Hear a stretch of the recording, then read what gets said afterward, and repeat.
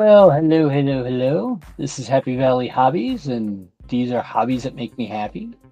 For some odd reason, my cameras were not working right off the bat. So after refreshing the page, all of a sudden I'm got cameras. So that's the way things are, I guess. All right, let's see. Let's go back to here. All right, this should be showing this. I have to refresh the phone.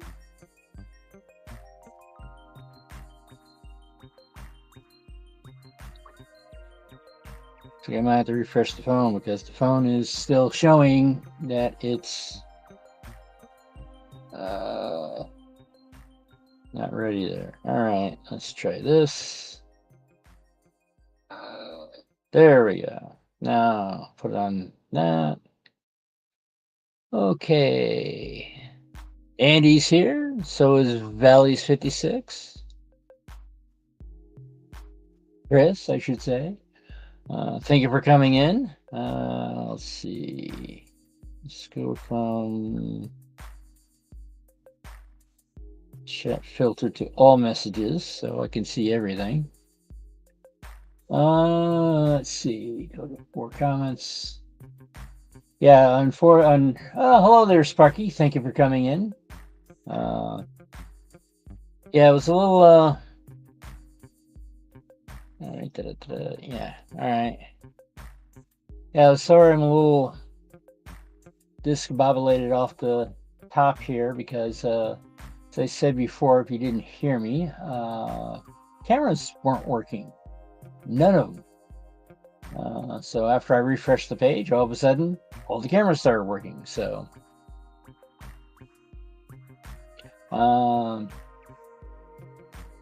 well, as the title suggests, technically sort of kind of snowed in. Massive storm, well, not what I would call massive, but enough that a lot of things that I was planning to do this weekend got canceled. But it's like I just stayed in. One of the annoying things that happened last week, not sure how exactly it happened, but I worked second shift, and starts at 3, ends at 11, lunch is at 7. And what had happened was I went out to lunch, and apparently my one window had shattered. Don't know why, didn't see a rock or anything like that, but next thing I know, there's glass inside and outside the vehicle. Tomorrow, or correction, Tuesday, Safe Life is coming to replace it. That's annoying. Thankfully, I worked at a workplace that allowed me to borrow a plastic bag that would fit directly over the window. I was able to tape it, and because the plastic bag was over the window and all that, I do not believe any snow had gotten in. We did have the next day, I guess, was extremely windy, so I grabbed another. Wound up grabbing another bag and a piece of cardboard, to keep it from flopping around, and was planning on heading to the Albany, New York area. But because of the big snowstorm and all that, everything sort of kind of got canceled. So I'm like, all right, I'll just stay here.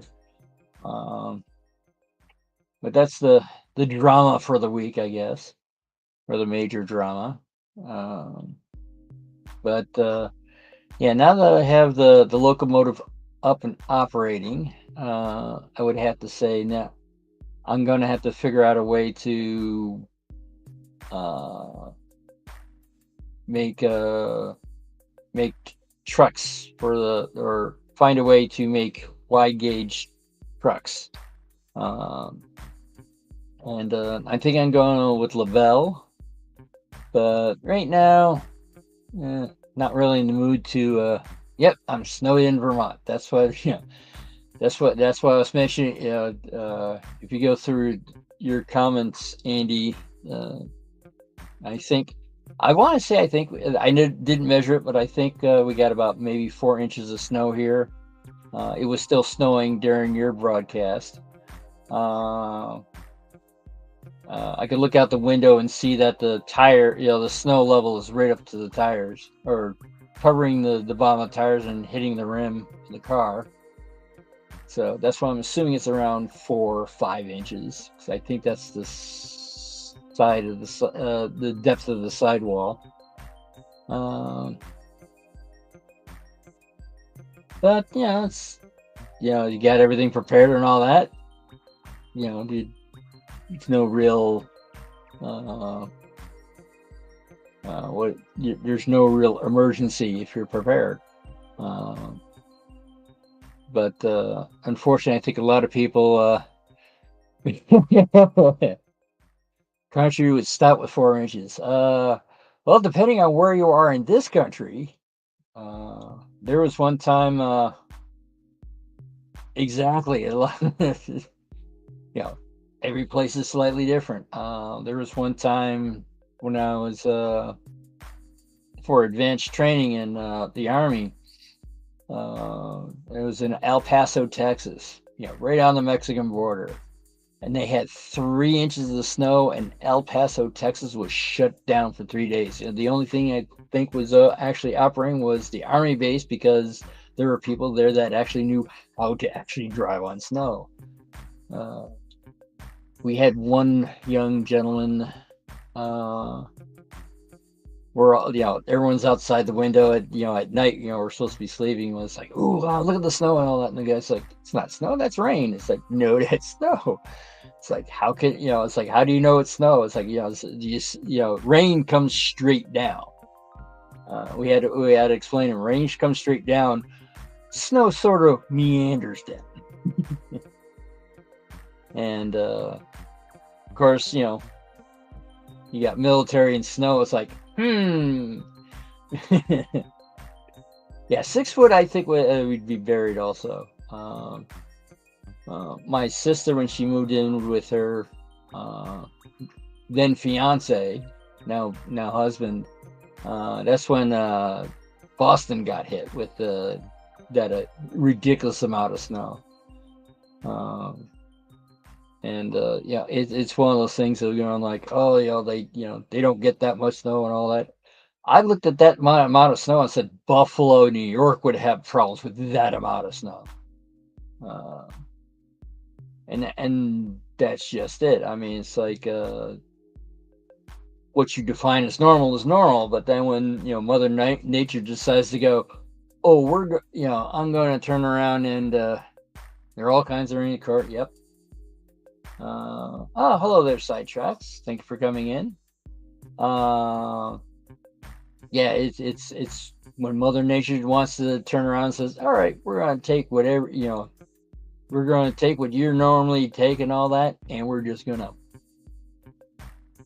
And unfortunately, there's a lot, I would have to say there are a lot of people that don't understand that concept. Rain or chocolates. But yeah, so far, I would have to say, since moving to Vermont, I want to say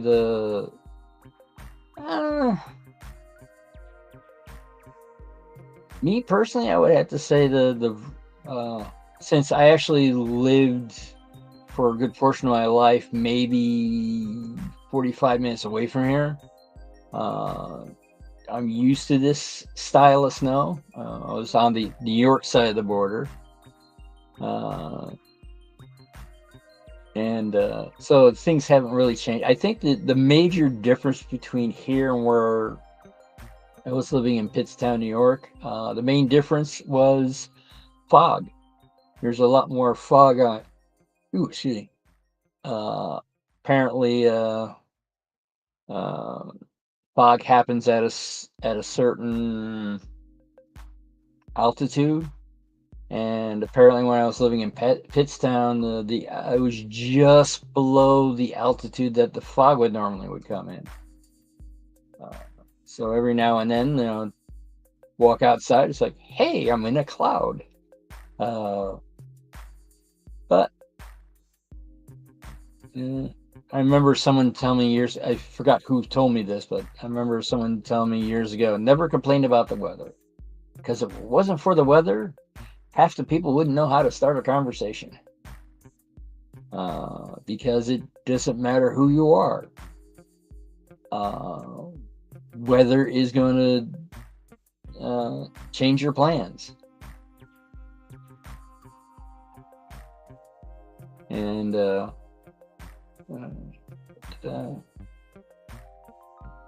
all right, now.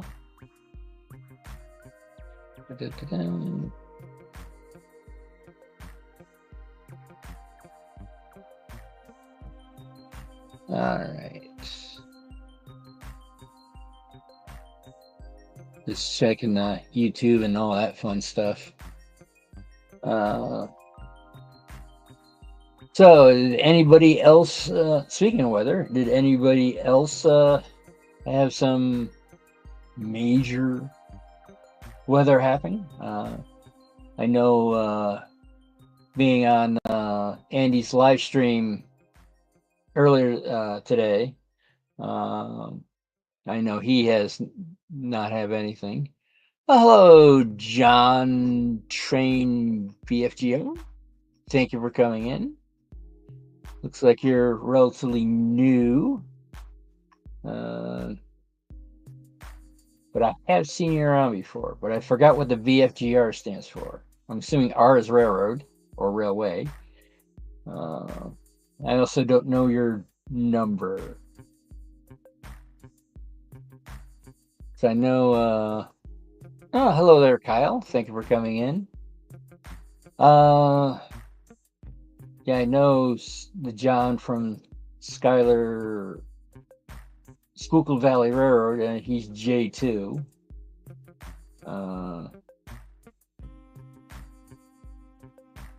I've forgotten like all the different numbers and all that. But yeah, BFGR. I'm assuming R is the railroad.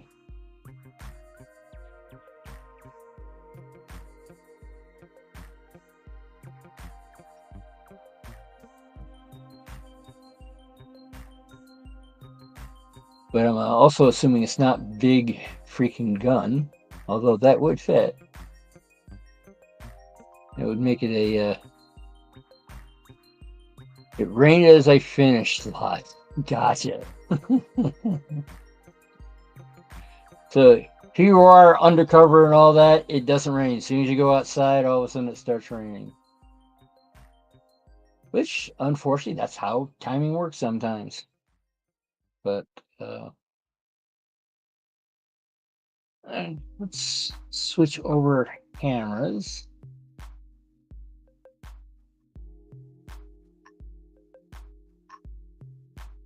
All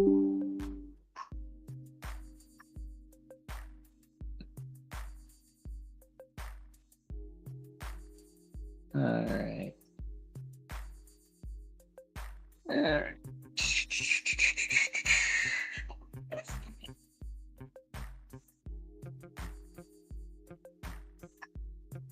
Time for a shaky camera.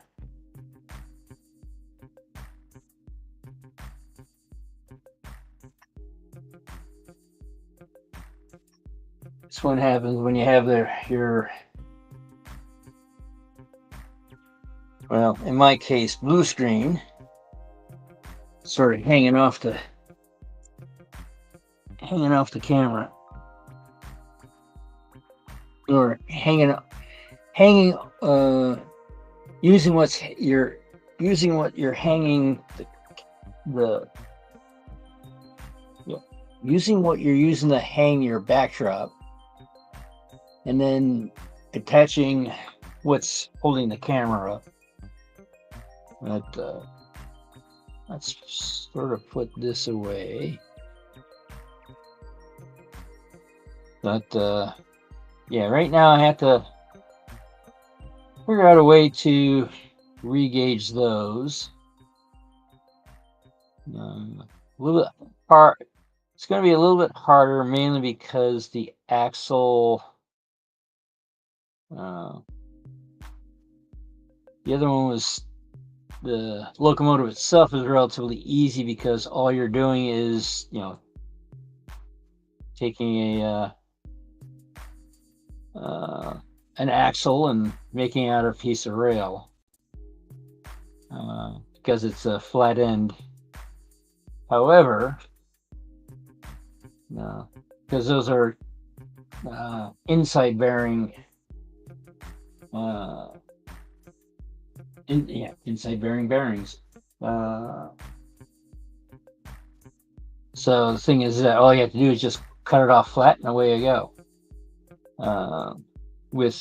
Usually with this style of axle, they're usually pointed at the end.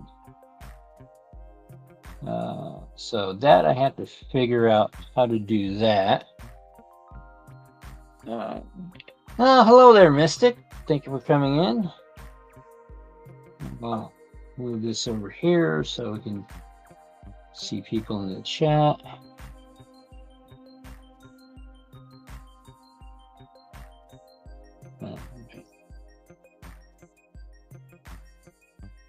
And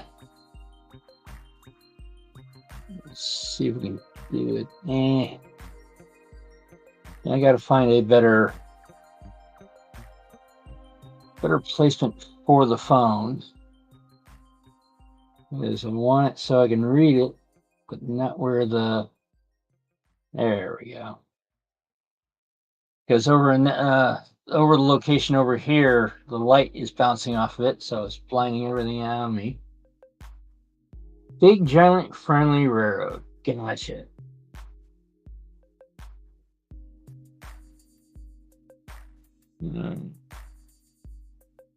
But yeah, my thought process right now is, since I'm still probably have to do a little bit more research on trying to figure out how to make the trucks wider. I'm putting this aside for a bit, and what I'm planning on doing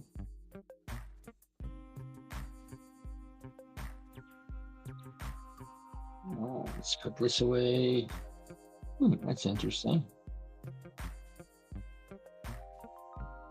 See, that's whoever owned the car before had a I'm assuming put that knot there to say, hey, this is mine.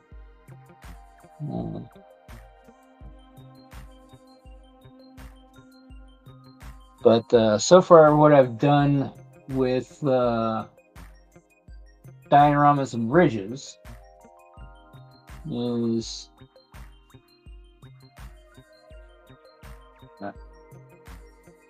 first one I did.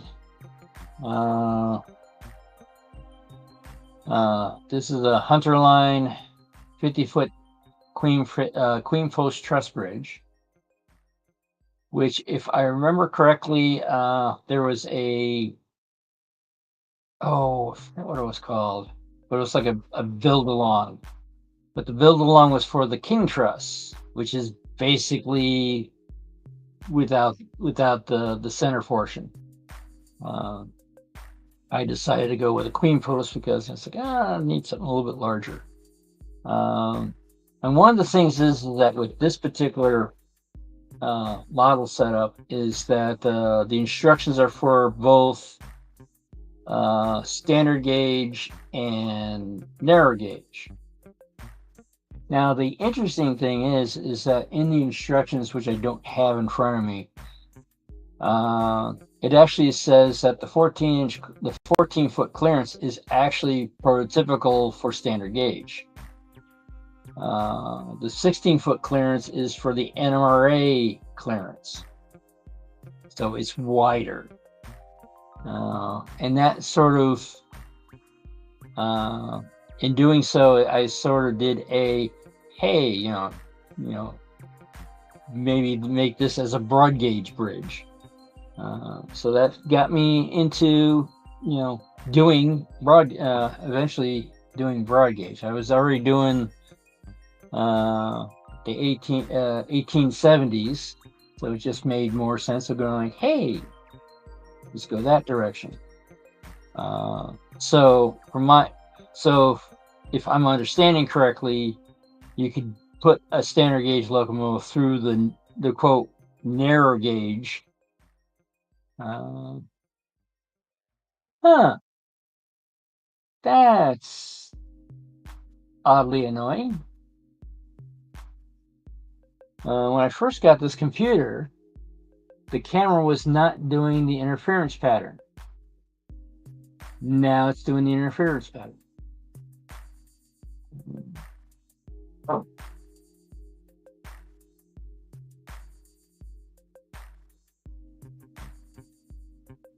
And the thing is, I liked it when I went to. Oh, hello there. Oh, I want to say Dave. Am I correct on that, Caboose?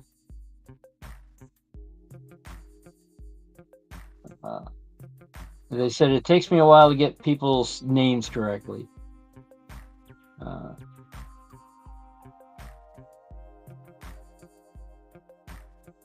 You're not getting interference there. The odd thing is the phone is showing interference, and the interference went away. Okay, then I guess I'm going bonkers, I guess. But my idea is right now is, put this aside and work on the bridges. Or wait, could it be this causing the issue? And that's what's causing the issue. Well, hello there, Randall. Thank you for coming in. So, yeah, I guess the reflection off of this is causing problems. All right. Well, so since this is a temporary thing, I do apologize, but I'll find a way to deal with it later. But I don't normally show paperwork and all that, so that's the way it is. Then the second one.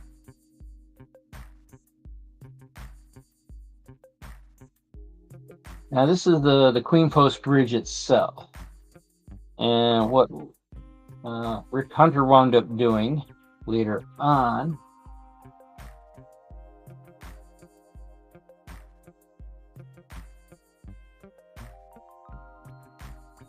which apparently was a lot farther along, is this is the basically took the Queen Post bridge and turned it into a covered bridge, and you still had the basic setup here, except that instead of the wire going across and also the cords being all the same length, you basically still have your Queen Post bridge, but then you have this framing and siding added onto it. And I've done this one also. And now what I'm planning on doing, I asked Rick, how to, I was going to buy another regular Queen Post bridge and asked him, it's like how much wood that I would have to add to make a covered truss bridge, and he suggested buy the covered bridge and then use the parts off of that and have extra parts instead of the other way around of doing that. Let's see now. Well, right now I actually have the two dioramas that I wound up putting together.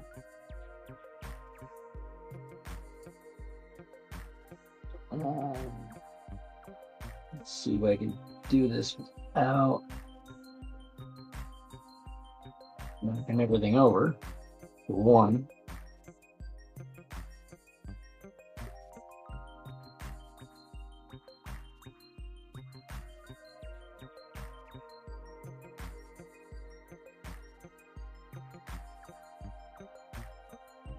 Not to knock everything over. What am I doing? Knocking everything over. All right. Now I'm gonna tilt the camera up so we can see. These are the dioramas that I did before. See, the camera's on a piece of rod, so I can't really. Now, if I do this, it's going to be bouncing all over the place. So, pardon the free cam.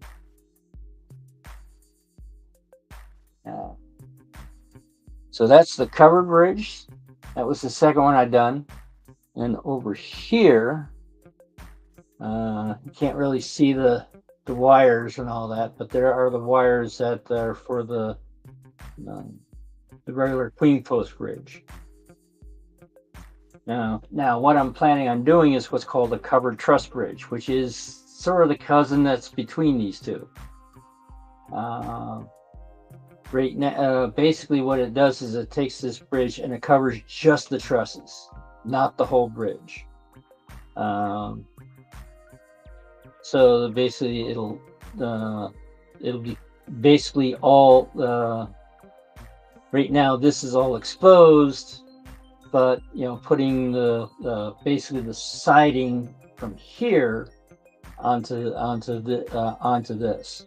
One thing I am going to do is, because this is going to be all hidden, and doing the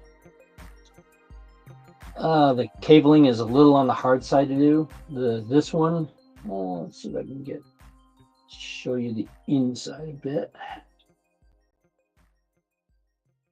But when you see that one, I'm not quite sure if you can see it, but the queen post on the inside is all wood, so it's a little bit easier to make than the wire one on this one. So my plan is to basically build the inside of this one and then add I forgot what these are called. Diagonal brace. That's the only thing I had to actually buy extra pieces of, because the cord that's down here, there's not enough cord to do both of these. I could do one of these, but then the other one winds up being way too short. So I had to buy some more of this to make it so these would pop out. Now, one of the interesting things is that there's two different versions. One that covers the main truss only, and then there's one that not only does the main truss but also the side pieces. Haven't really decided which one to do yet. Each one is interesting in its own way. I am leaning towards to covering these because it would make the bridge last maybe a year more than without, because if these are exposed, of course they rot. So if they're covered, they do not. So all right, let's put this back onto this. I think I probably need another little bit lower.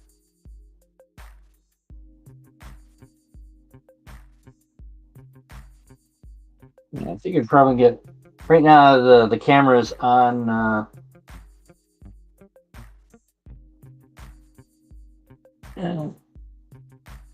ooh, I see a J7.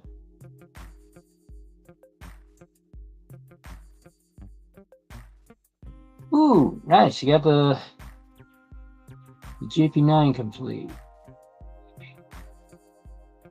Yeah. Back out just a little bit.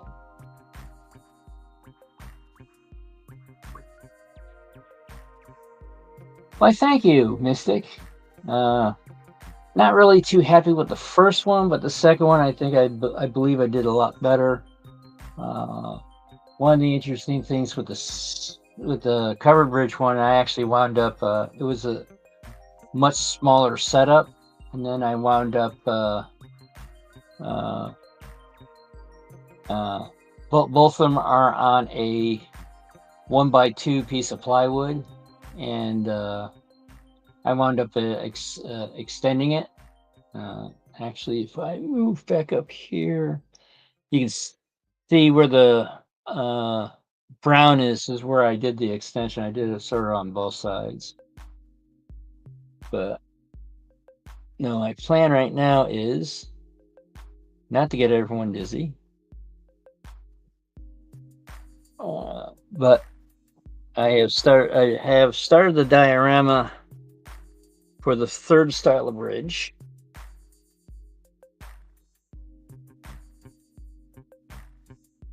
This one not only going to go over small stream, but also over a canal.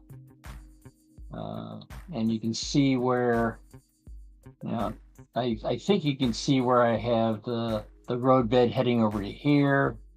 I got a mark that you may or may not be able to see here for the end of, this is where the bridge is going, and then there's going to be a trestle, at least one trestle bent over on this side, maybe two, and then continue on way off screen. I think you're more closer now. Thing is, right now the phone, I'm watching the phone, which the phone is slightly delayed. So I have to sort of like aim for this and go for there, but I'm thinking either one or two trestle vents here, and then it would continue on there, and then down here would be the small little stream. It's been a while since I've touched this, so you can actually see the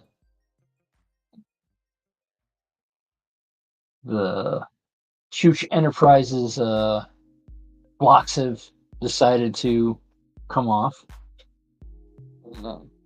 So I had to like figure out a way to re-glue them. But it's probably going to be something for starting next week, because I gotta turn around and actually clean all of this off and reorganize everything.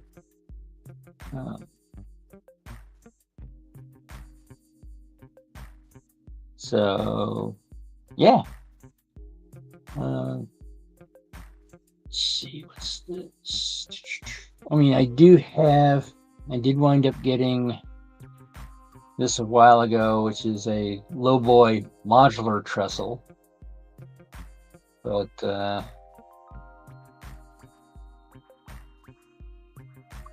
it might be the right length, but I don't think it's the right height. And these are laser cut to a specific height.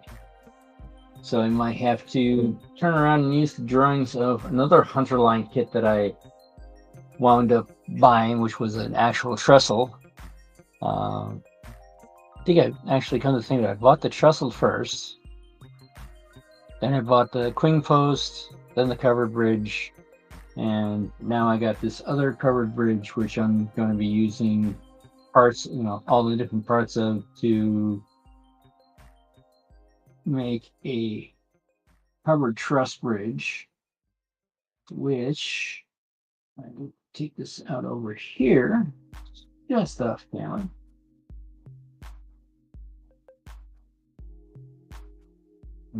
I already have some of the stuff that's stained already. The ones that are stained is what I believe is going to be exposed, and things that are not right now stained are things that are going to be hidden, because why waste stain on something that you're not really going to see?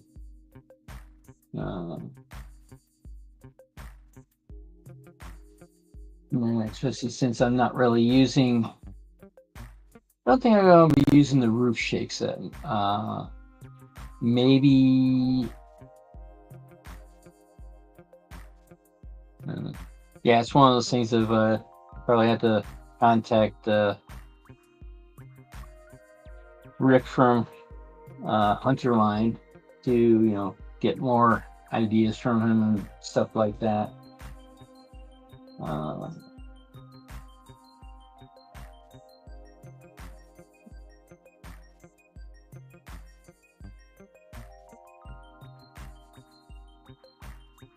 Well, I would have to say.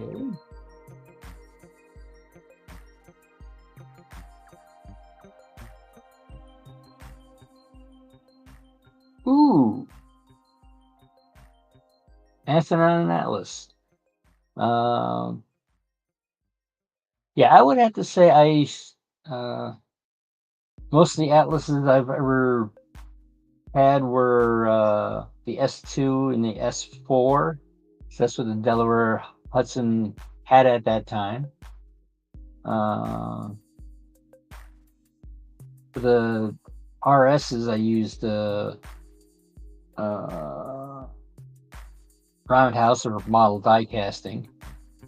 And then, mainly because I liked on how the mechanism wasn't as nice as in my opinion, but you're able to take off the top of the shell without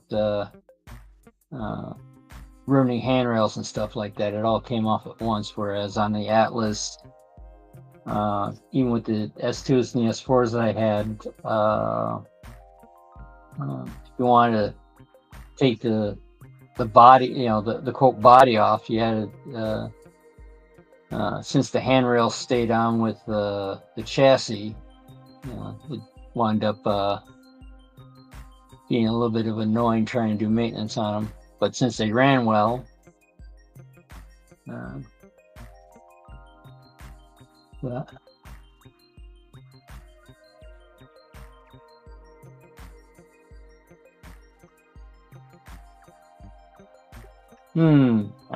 think I'm starting to feel a little bit like at Bernard's booth at Amherst. It's like he turned on the camera and said, "Hey, here you go," and all that, and all the YouTubers are like going, became camera shy. It's like, wait, what? And it's one of those things of, I jokingly said to someone, and I was like, "Oh, there's no script and all that, so they don't know what to say." And since I don't go by a script, I just keep on babbling on until I run out of things to say. So that's why I sort of forgot, not necessarily forgot what to say. It's just that I've written out things to sort of kind of say about this, because you need to, as I said, clean this all up so I have workspace so I can work on the diorama. Something that I probably should have done beforehand, but I did not. So here we are.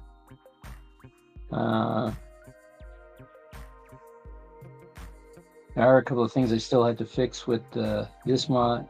That's what I'll do now, is turn around and fix this silly thing. And go there.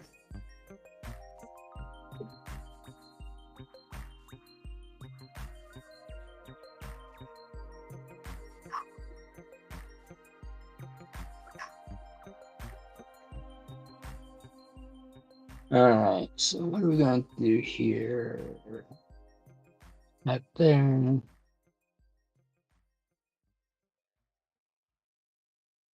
This are all out of the way.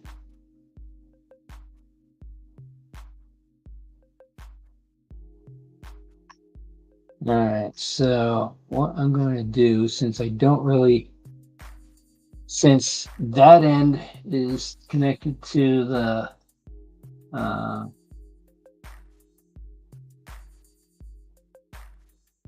trying to think what it's called. I want to say transfer. It's not really a transfer table. It's more of a selector. I'm going to leave that end alone and slowly take apart this, and then turn around and re-super glue it.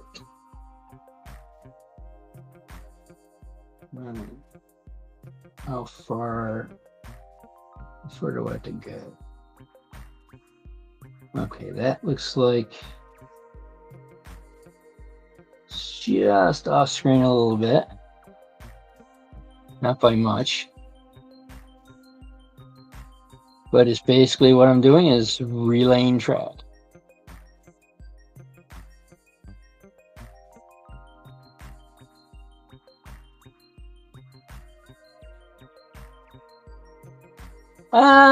Well, it's more, it's not necessarily hand laying right now.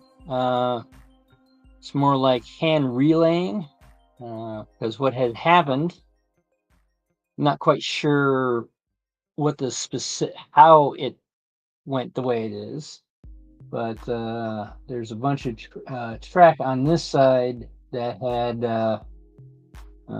come undone. So right now I'm in the process of taking it apart, because it looks like it somehow grew. But take it apart to basically relay it. And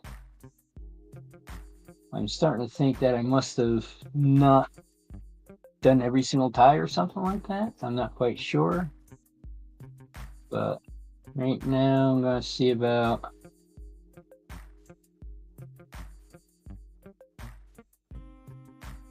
taking this off and re-super gluing.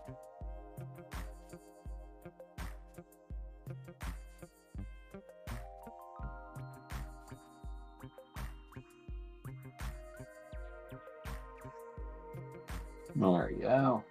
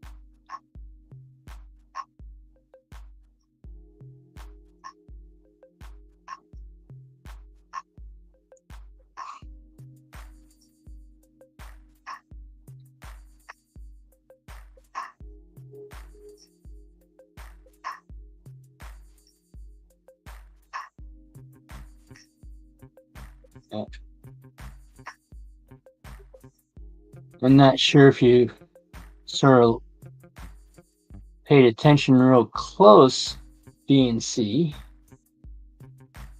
is that it's dual gauge track. Oh, there we go.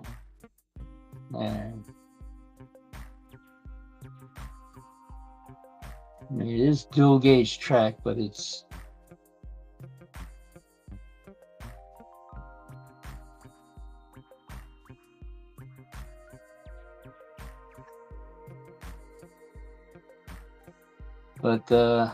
what you might not might not get is that the narrow gauge is actually standard gauge. It's 4 foot 8.5 inches. The wider gauge is 6 foot gauge. And I just finished the thing where I re-gauged the locomotive to 6 foot. This is one that this is the one I just recently converted. Right now I'm sort of stopped because the tender is still the 4 foot 8.5 inches. But the thing is that I have to have a think on that on how to widen these. I think I'm going to go with labelle. Well, the reason why I went with 6 foot gauge, it's one of those things that's been a long process. Years ago, I started bringing a Mantua General to the club that I was going to during train shows and all that, and people liked a steam engine that wasn't black. So that's how that happened. And then I started looking into the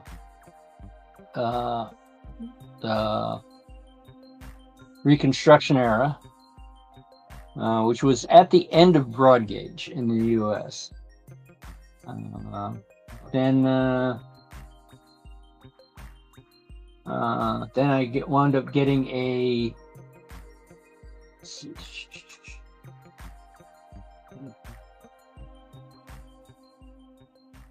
not have things fall on the floor.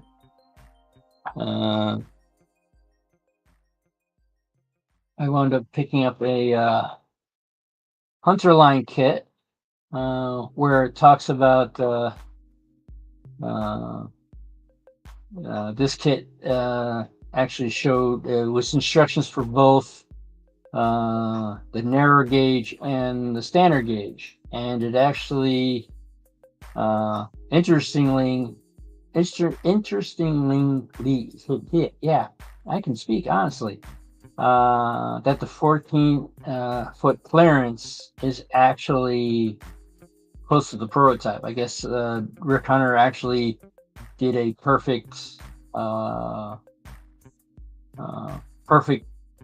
thing for the bridge, because he's really into bridges, trestles, and all that, and he gets everything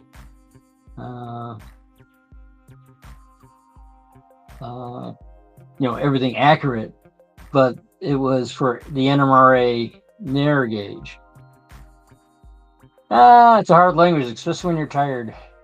But the 16 foot clearance is where this is the prototype for standard gauge. This is the 16 foot clearance is for HO model trains. So when I saw that, read the whole thing and all that, said, hey, I like the Albany and Susquehanna, which was originally a 6 foot gauge railroad. So I decided to do this as 6 foot gauge. Yes, this is a Mantua, with all the not only where they painted everything, but also it has the cast on stuff. This is actually a being tired does not help. The interesting thing is that, from my understanding, this is actually not 1/87th scale, but 1/76 scale, so they can get the big motor in the back, which is fine for a 6 foot gauge, because like a narrow gauge locomotive looks smaller than full size locomotive or standard locomotive. It was also true for the broad gauge. The broad gauge looked larger because they could put bigger boilers on it. So there are things I have to do to modify it to make it more period accurate. Interestingly, I don't have to take the air pump off because the Westinghouse air brake system was becoming sort of standardized at this time. So I can leave that on there. However, I model June of 1976, and the thing is, electricity wasn't reliable yet, so I would have to take the dynamo off, and also put a HO scale headlight on there. So the headlight would look smaller, and also a wooden cab, which would also be smaller also, or shorter.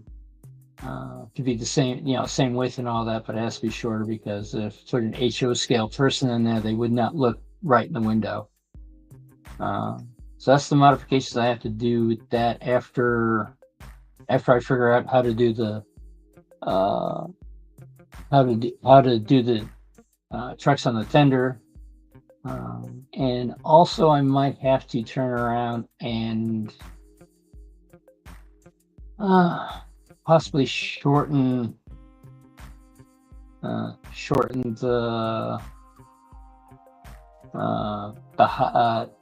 height of the tender, maybe, but that's a decision for later on.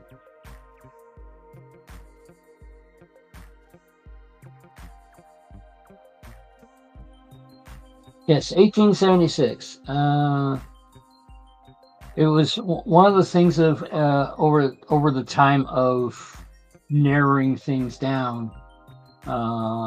As I said,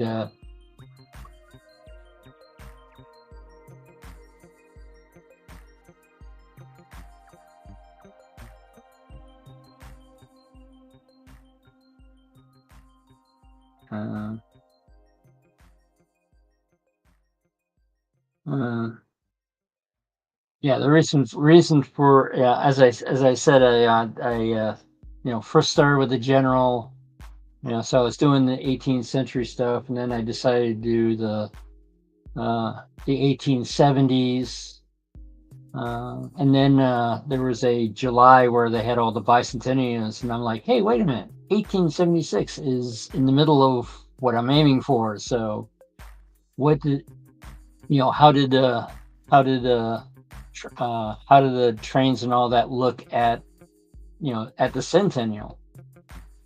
And the main difference is that I believe at the time the crews I don't know, I would have to say that the tender's huge. I can even if I cut I would make it maybe a foot or so shorter. Basically, just trying to figure out what would make it look nicer. Maybe, basically a single rung off the back. Don't know. It's one of those things that'll have to figure out when the time comes. But there's plenty of room in that tender.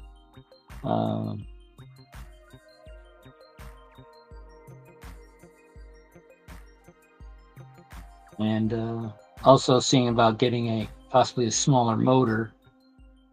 So I do have a locomotive that has it doesn't have it's not a sound one, so I'm not sure if they make if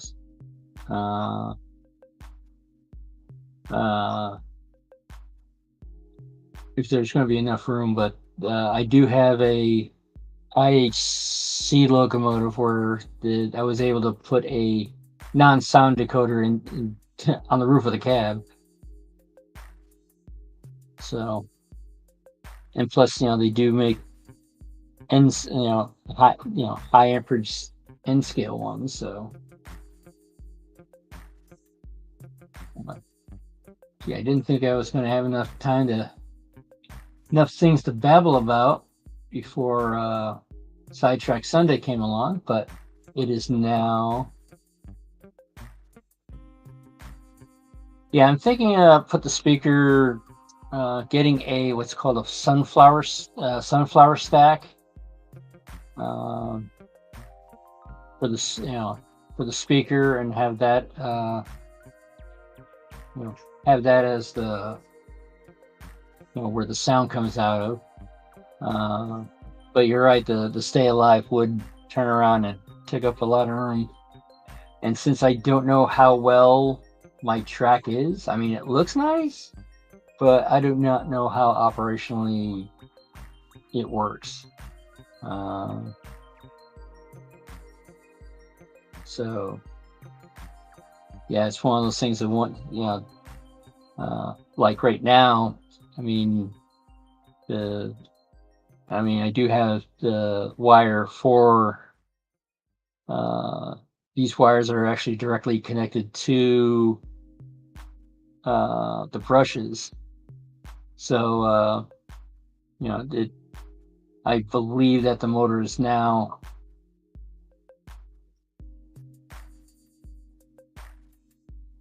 Yeah, I'm not spiking anything. Um,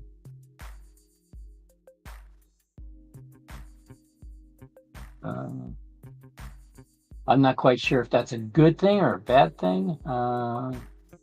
Obviously, with the one that came off, if you don't put enough on there, it's not good for it. But that so far has been the only rail that's decided to come off. All the other rails that I got on here, I had, they're pretty much on here.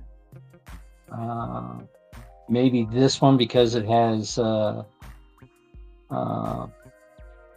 copper ties, that's why this stayed better together. I mean, that is a definite possibility on this one. I guess I could turn around and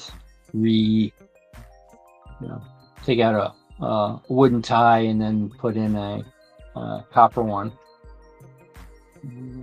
That would be no problem at all. What are my turnouts? Well, this turnout, if you notice, it's also a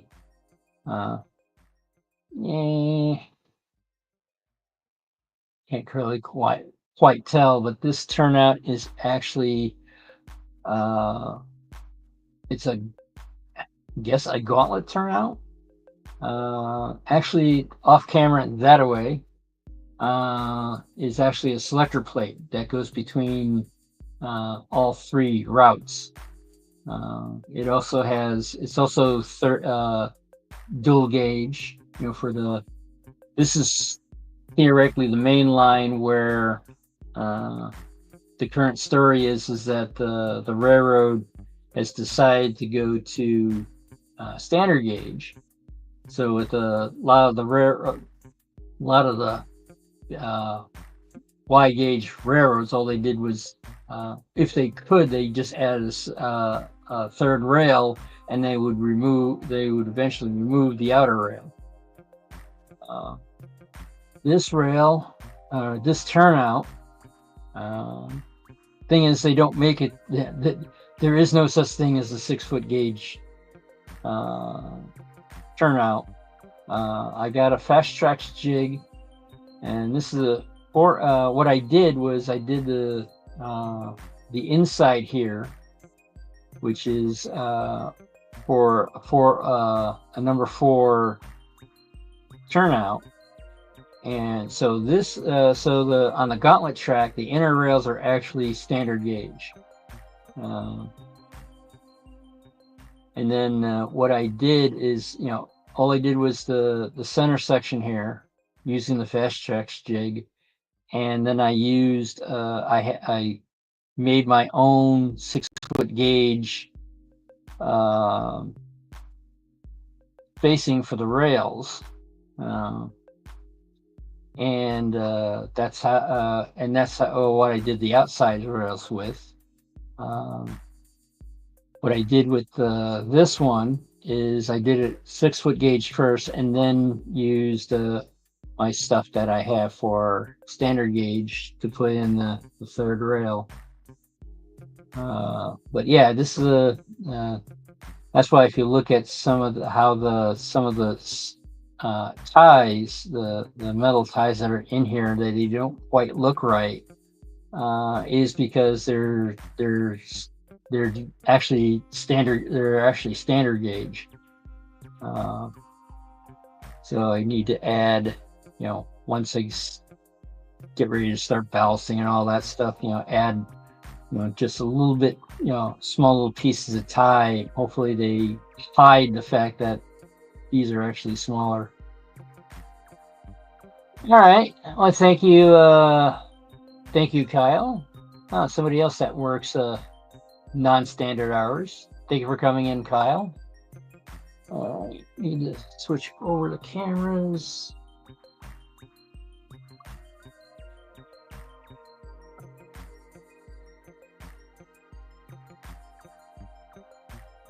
Well, since I wound up starting late because of my camera's not oddly working at the beginning, it makes sense that I get off late. So, all right.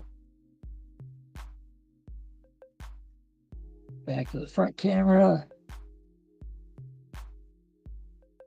Ta-da. All right. Well, everyone, kind of wander off. Who's on Sidetrack Sunday? I believe it's. I honestly don't know. I know it's not John from Schuylkill Valley Railroad because it's tax season. Last week they sort of the Sidetrack the Sidetrack Sunday team sort of tag teamed it. All right, DB Tech. All right, sounds correct. If I remember correctly, he does mostly co-gauge template, or at least that's one of the things he does. But yeah, I guess I might see everyone over at DB Tech's channel. So as I usually like ending is that I believe that the world needs more love. So find your passion, add some silliness to it, and spread it around. Bye, everyone.